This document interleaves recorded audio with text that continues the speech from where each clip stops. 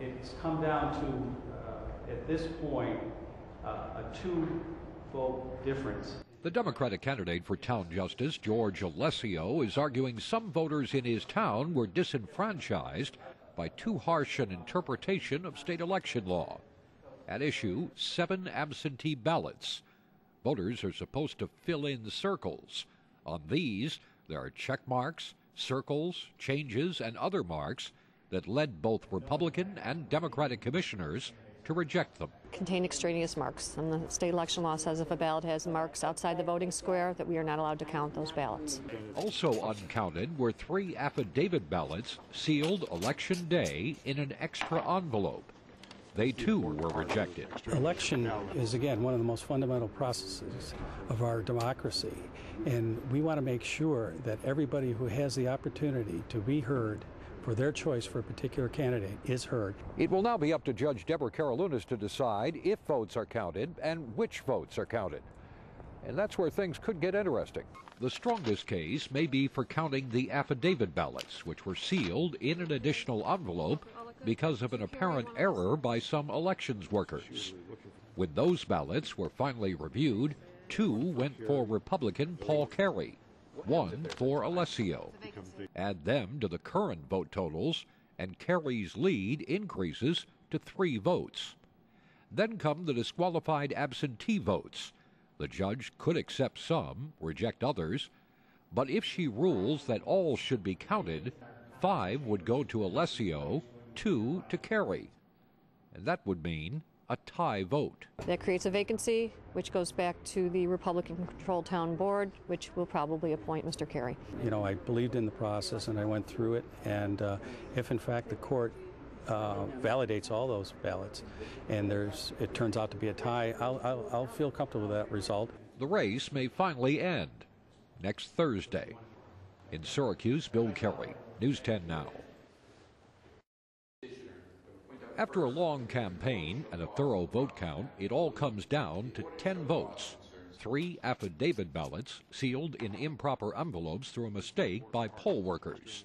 7 absentee ballots that failed to meet the Board of Election requirements because of unusual marks, even check marks instead of filled-in circles.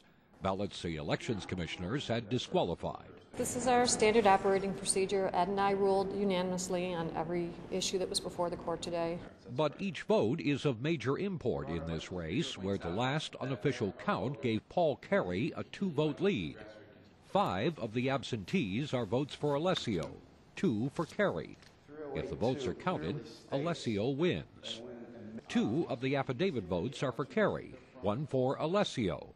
If they're counted too, the race is a tie. For now, Carey's legal team is arguing the Board of Elections was correct, that improper marks do disqualify a ballot, a law that may seem silly now, but has some history. In days past, there was often, unfortunately, corruption, and people would be paid for their votes. And they would go to their ward leader and say, "Hey, I voted for your guy." And he would say, "Well, how do I know that? I'm the guy that put the bullseye on my ballot." The ward leader would go check and then give the guys $20. Alessio's lawyers are left to argue that Judge Deborah Karolounis has discretion to accept any votes she thinks were properly cast despite any extraneous marks. Here in the United States, we do not disenfranchise voters simply because they rested their pen on a slip of paper or that their pen went beyond a circle provided because they're elderly or have a shaky hand. Indeed, voter intent is what it's all about. The idea is the election must reflect the will of the people. Judge Karolounis waiting for final written arguments due on Monday. She'll then decide what votes, if any, will be added to the totals. She will decide who wins. In Syracuse, Bill Kelly, News 10 Now. It's been a roller coaster. A month after Election Day, Republican candidate Paul Carey, who thought he had a 2-vote lead in the race for Salina Town Justice, now finds himself trailing his Democratic opponent, George Alessio, after a court ruling on absentee ballots by State Supreme Court Justice Deborah Karoulounis. It's difficult to understand the logic in her decision. The judge reviewed 7 absentee ballots rejected by the Board of Elections and determined that 3 of them, all for Alessio, should be counted, giving Alessio a 1-vote lead. She is a careful jurist, and as a result, she, looking at each one individually, made a decision consistent with the law and, as it turns out, consistent with justice. Really pointed out that it's so important that every vote, it counts. I remember my wife saying, all those times where we were all real tired, she just said, one more house, let's see where it goes. Onondaga County Elections Commissioners are less than happy with the court findings, saying it calls for far too loose a view of extraneous markings that for years have led to ballots being tossed out. I do find this very confusing, yes, in terms of what would be how we should deal with future markings outside the oval square. And the fact of the matter is, the race for Salina Town Justice may not be over yet. It is likely Judge Karoulounis' decision will be argued before the State Appellate Division in Rochester, where a final ruling will be made that could uphold her findings or could turn the race around again, which means the roller coaster rolls on. We had enormous amount of support, so did Mr. Alessio, almost evenly, as it appears. But it's been difficult, but we continue to we'll fight this to the very end. You certainly believe in your cause, and you do everything you can. Why? Because it's right. The Appellate Division would be expected to rule before the end of the year. In Syracuse, Bill Kerry, News 10 Now.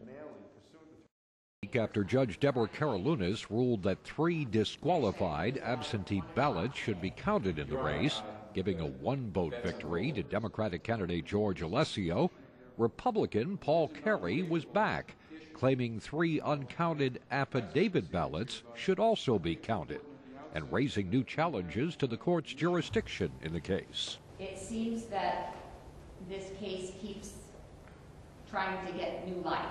If jurisdiction holds and Judge Karoulounis were to be persuaded to count the affidavit ballots, the town justice race would end in a tie, and a Republican-controlled town board would likely appoint Kerry to fill the justice vacancy. When you have an election that comes down to a difference of 1 vote, that is all of the importance in the world as to whether those remaining 3 votes are counted or not, and we believe that we have very compelling evidence that they should be counted. The evidence, statements of an election inspector that it was their error in handling of the ballots that led to their disqualification. Reminds me of a statement by a philosopher that once said there's nothing new under the sun, and there's nothing new in these arguments. Those arguments now set for Thursday. Judge Deborah Karoulounis hopes to issue a final ruling in this case by the end of business on Friday, but the case won't end there. It's likely an appeal will be taken to the State Appellate Division in Rochester, and that may take well into the new year to decide. Despite the continuing delays, the 2 candidates who've alternated the lead in the race say the legal struggle is appropriate. Respective parties have the right to pursue what they perceive as their claim, and we always talk about the process too. We want to make sure that is done. We owe it to the voters of the town of Salina to continue our pursuit to make sure that this election is fair. In Syracuse, Bill Kerry, News 10. The final ruling is in from a state Supreme Court justice, and Judge Deborah Karoulounis says Democratic candidate George Alessio is the winner of the race for town justice in Salina. Now, the race between Alessio and Republican Paul Kerry has been the subject of a court battle since November, centering on uncounted absentee and affidavit ballots that elections commissioners had disqualified. Now, in the end, the judge allowed 3 absentee ballots to be counted, enough to give Alessio a 1-vote win. Now, that result is expected to be certified by the Board of Elections. Alessio will probably not don judicial robes for some time, though. Kerry is expected to take an appeal to the State Appellate Division next month. Until their ruling, Justice Herman Harding, who had planned to step down, will remain in the job. Republican Paul Carey is again claiming the lead in the Salina Town Justice race, a lead of 2 votes over Democratic candidate George Alessio. Alessio had gone to court to challenge Carey's unofficial win in the initial vote count. A state Supreme Court Justice, Deborah Karolounis, has agreed with his argument on 3 absentee ballots. She ruled that those ballots, all for Alessio, should be counted, and that ruling would, in effect, give Alessio a 1-vote win. An appellate court justice, agreeing to hear Carey's appeal of that ruling, issued a stay in the case. And that doesn't mean Karolounis' order is reversed. It just means that her order is on hold until the appellate judges listen to the arguments in the case. It also means that the Board of Elections has yet to officially count those additional absentee ballots, and that, according to Carey, means he still holds his 2-vote lead. The appellate division will hear arguments in mid-January.